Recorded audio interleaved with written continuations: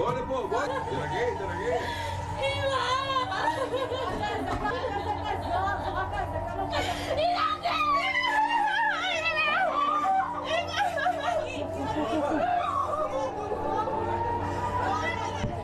Quran chapter 2 verse 214 talks of a people who were struck by hardship, such that even the Prophet and the believers of the time proclaimed, when will the help of Allah come? And it seems that the response that was given to the Ummah then echoes the sentiments and what the Ummah needs to hear today. And that was unquestionably the help of Allah is near. Assalamu alaikum guys, and welcome to another episode of Smile to Jannah. If the people that are seen, the people that are responsible, the people who have been given leadership, if they are not pulling their weight, nay, Allah does not require them. Allah does not require anything if He is to help the believer. And here guys, we have seen Allah helping the believing men and the women through forces of the unseen.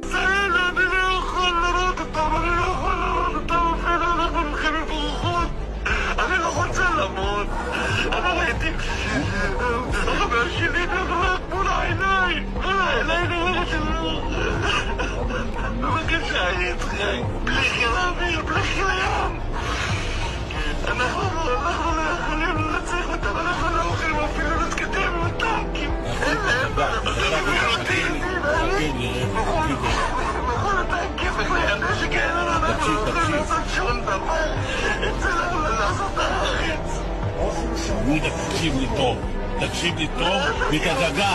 תרגיע אותי בבקשה, יצחק, אתה לא רואה מה שאני רואה. בבקשה, אני רוצה מאוד לצטט.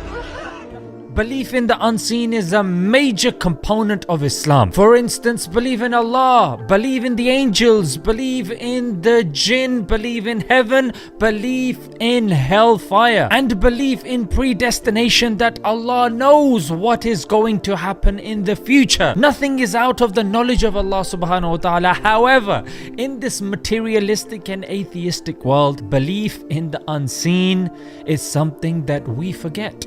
No matter how strong our faith may be, our trust becomes on the means rather than the creator of the means, rather than the facilitator of the means, rather than the one that has power over the means, Allah subhanahu wa ta'ala. Indeed, we are told by our elders using many analogies such that it is not the fire that burns without the permission of Allah. It is not the medicine that cures without the permission of Allah. Nay, we have seen many cases and instances where medicine, despite being taken in the right proportion at the right time, has had absolutely no effect. That's because the effect comes from Allah subhanahu wa ta'ala. Everything that we see around us, and that is why we should invoke Allah, and that is why we have books filled with invocations and supplications to Allah subhanahu wa ta'ala, that we need to make sure He is an integral part of our life, because it is indeed Allah that makes the possible impossible and the impossible possible. And what is that condition? You have to be righteous. وَهُوَ يَتَوَلَّى الصَّالِحِينَ. And Allah is the guardian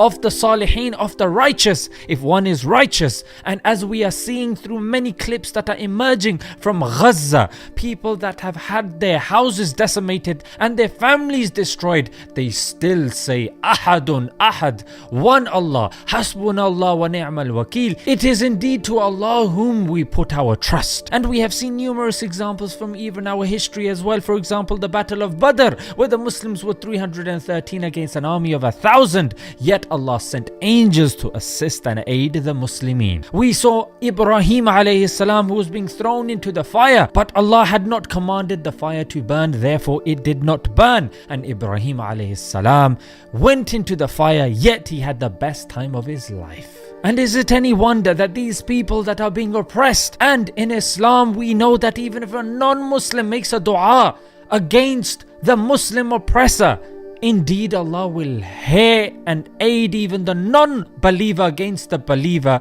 Why? Because oppression is not something Allah likes. And now when we see our leaders standing by and watching our brothers and sisters be massacred, Allah is not in need of you people. You are in need of Allah. For wallahi, for our leaders, I fear for them. I fear for what they will go through in this world and in the hereafter as well. And that is why when Khilafat was given to Abu Bakr radiallahu anh, he did not want it and he tried to avert it as much as possible. And same with our other leaders of the past like Umar bin Abdul Aziz and the likes. And that is why when our brothers and sisters supplicate, and that is why when our Gazan brothers and sisters supplicate, chapter 3 verse 5 comes to mind, where Allah subhanahu wa ta'ala says, in the heavens and in the earth, nothing is hidden from Allah. Allah is seeing everything that is happening and taking place. And that is why scores of people are accepting Islam just by seeing the resolve